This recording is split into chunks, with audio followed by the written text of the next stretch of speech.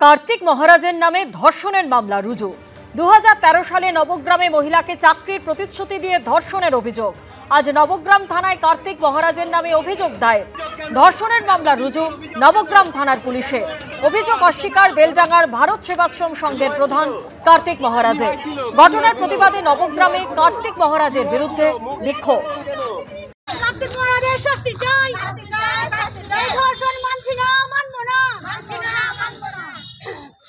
অন্যায়ের বিচার চাই। এই ব্যাপারে কোনো বক্তব্য নেই, এটা আমার আইনি বিভাগ আছে।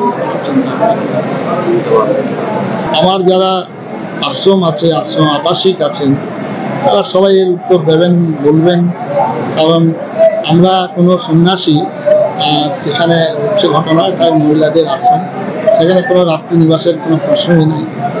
এগুলো হচ্ছে আমাদের যারা লোক আছেন, তারা এটা যথাযোগ্য উত্তর দেবেন না। তার সঙ্গে ফাঁকা রাস্তায় মহিলার গলা থেকে হার ছিনতাই, আর তারপরই পুলিশের নজর এড়াতে ঘাপটি মেরে নেশামুক্তি কেন্দ্রে আশ্রয়। ভাবটা এমন যেন নেশা ছাড়তে চায়, কিন্তু আসল উদ্দেশ্য লুকিয়ে থাকা। ভবানীপুরে ছিনতাইয়ের ঘটনায় এমনই চাঞ্চল্যকর তথ্য পুলিশের হাতে। ছিনতাইয়ের অভিনব কায়দা দেখে তাজ্জব বনে গেছে পুলিশও। পুলিশ সূত্রে খবর, রবিবার সন্ধে 7:30টায় আশুতোষ মুখার্জি রোডের চিত্তরঞ্জন জাতীয় ক্যান্সার হাসপাতালের সামনে দিয়ে আসার সময় শম্পা মিত্র নামে এক মহিলার হার ছিনতাই হয়। কালীঘাটের বাসিন্দা ওই মহিলা ভবানীপুর থানায় অভিযোগ দায়ের করেন। তদন্তে নেমে সিসিটিভি ফুটেজ খতিয়ে দেখে অভিযুক্তকে চিনতে পারে পুলিশ। পুলিশ সূত্রে খবর, অভিযুক্তের নাম বিক্রম প্যাটেল ওরফে সিন্টু। তদন্তে নেমে পুলিশ জানতে পারে একটি নেশামুক্তি কেন্দ্রে আশ্রয় নিয়েছে অভিযুক্ত। বুধবার নেশামুক্তি কেন্দ্র থেকে তাকে গ্রেফতার করে ভবানীপুর থানা। একটা চেঞ্জ নেচারকে ধরেছি, তো ওর যেটা হ্যাবিট ছিল দ্যাট ওই ড্রাগ রিহ্যাবিলিটেশন সেন্টারে ওখানে গিয়ে ভর্তি হয়ে যেত ক্রাইম করার পরে। কালকেই আমরা in fact one of the rehabilitation centre, ওখান থেকেই ওকে অ্যারেস্ট করেছি। পুলিশ সূত্রে খবর, এর আগেও ছিনতাই করে এভাবেই লুকিয়ে পড়ত অভিযুক্ত। তার পুলিশ হেফাজতের নির্দেশ দিয়েছেন বিচারক। পার্থপ্রতিম ঘোষের রিপোর্ট, এবিপি আনন্দ।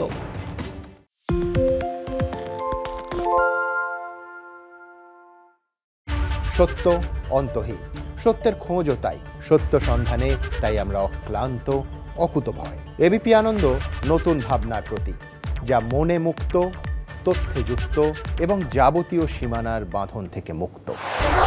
সীমা না শব্দটির মধ্যে লুকিয়ে আছে মানা শব্দটি, যেন চোখ রাঙানি এক অদৃশ্য বেড়াজাল, যা আটকে রাখে আমাদের এক ছোট্ট গণ্ডির মধ্যে।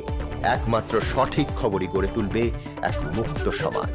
সেই জগৎ গড়ার লক্ষ্যে কোনো সীমানার ঠুকুটি আমরা মানব না। এবিপি আনন্দ এগিয়ে থাকে, এগিয়ে রাখে।